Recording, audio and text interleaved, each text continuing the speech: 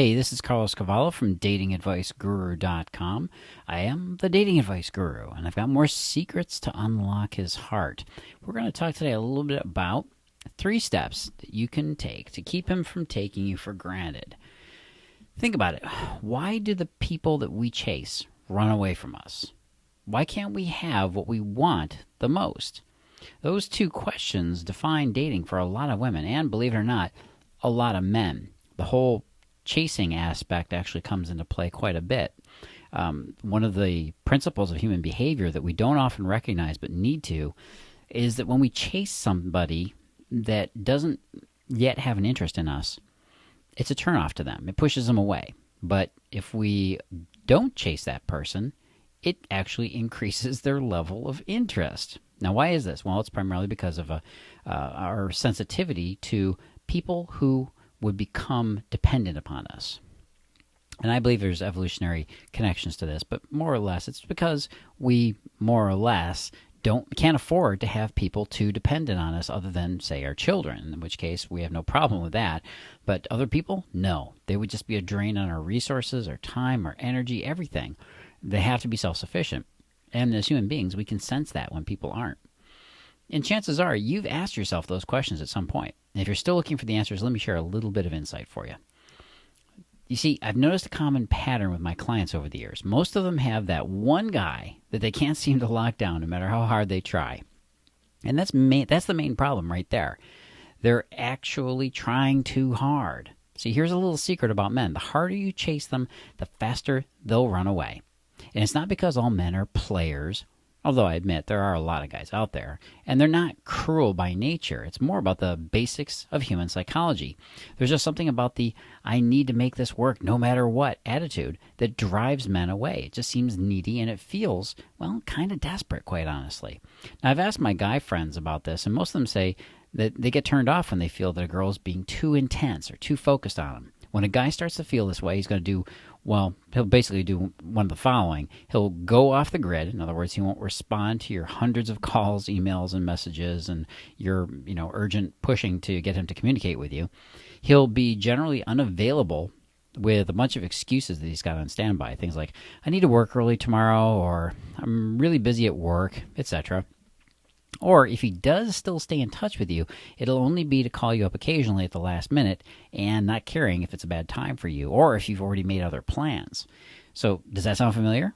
Well, don't worry. There is a way to nip this behavior in the bud so you don't end up having to chase him like a fugitive on the run. So first thing I want you to do is, step number 1, stop moping and just get out of the house. Now, I don't necessarily mean shopping like, going crazy at the mall, but you have to think, does your life come to a grinding halt every time a new guy comes into the picture? Do you put all your appointments on hold? Do you cancel your plans that you made weeks ago and you stand up your friends? Do you end up staying at home in case he contacts you? Are you like the fire brigade, ready to go at a moment's notice when you get that call? Well, you know where I'm going with this, right? You have to fight the urge to turn your life upside down for somebody that you've just met. And I'll be honest with you, most guys wouldn't do the same for a new girl, even if they're into her. All right? They'd rather play it cool and keep their life going so they won't look needy or desperate. So you have to do the same. You have to show them in a very subtle way that you're confident enough to keep your daily agenda intact, even if you're seeing him and dating him. All right? This goes along with that whole appearing desperate and whatnot. Dismantling your schedule just so you can see him 24/7 sends a bad message to the guy. Once he catches on, he'll take advantage of that. He'll know that you're going to have this all-or-nothing attitude, and he's going to keep dangling that carrot in your face, so to speak. Or he might find it too much and just get turned off. So when he asks you out on a certain day that isn't good for you, let him know. Give him an alternative instead of saying yes right off the bat. For instance, you could say something like, hey, that sounds great, but Tuesday is going to be a little bit nuts for me. I'm good on Thursday or Friday. Now, as casual as this sounds, it goes a long way to forming the proper impression in his head. He'll learn to take your plans, basically, into consideration without you sounding pushy or playing hard to get.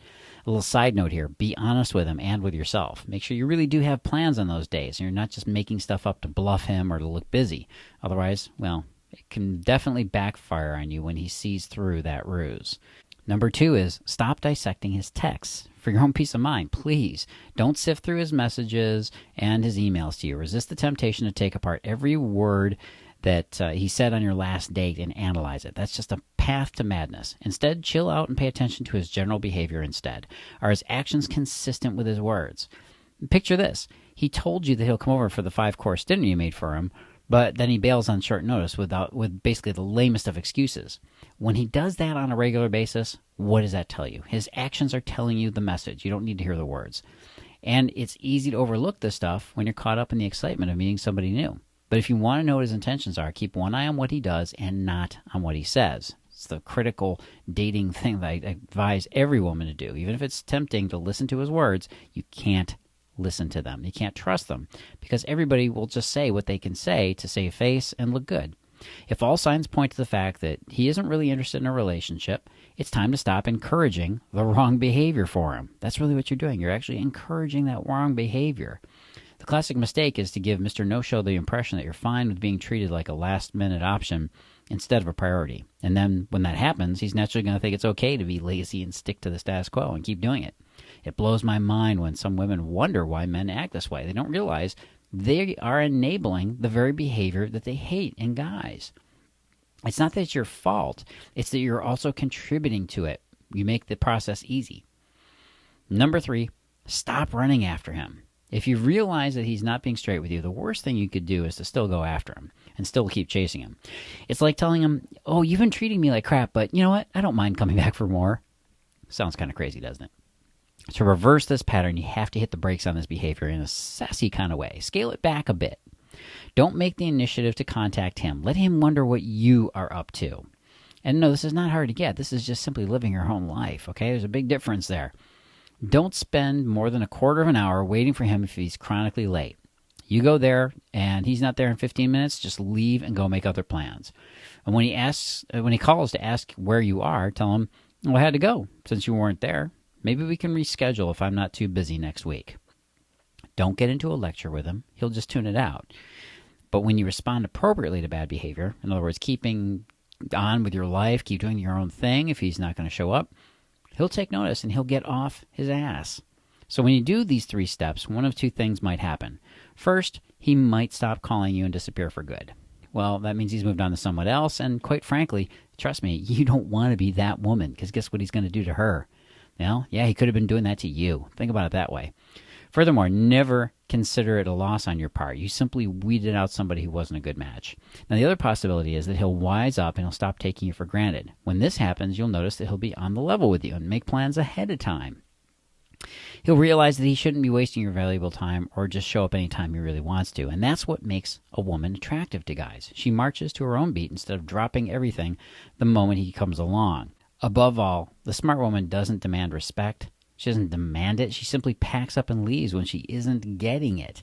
You don't sit there and keep telling them, you know what, if you don't stop, I'm going to leave. You know, it's like that thing that kids do when you know they're really just bluffing you. It's a bluff. When you tell a guy something, it's a bluff. When you act on it, that's real. Okay?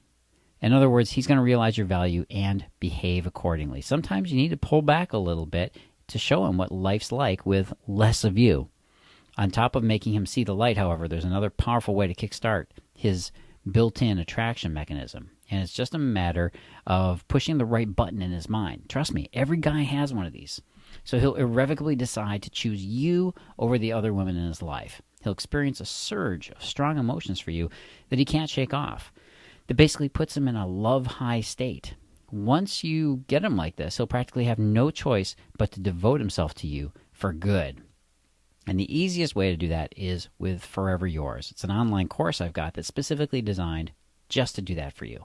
It's built on the concept of tapping into a guy's natural need to commit with the right woman. And you can be that woman in his life. Go on over to, of course, datingadviceguru.com. Click on Forever Yours right up at the top. It's datingadviceguru.com. Or just put datingadviceguru.com in your browser with /Forever Yours. Be that woman for him. Please. He's waiting for you. All you got to do is show him those signals that make him understand that he can commit to you. That's what he's waiting for. He needs to see the signals. This is Carlos Cavallo. It's been great talking to you.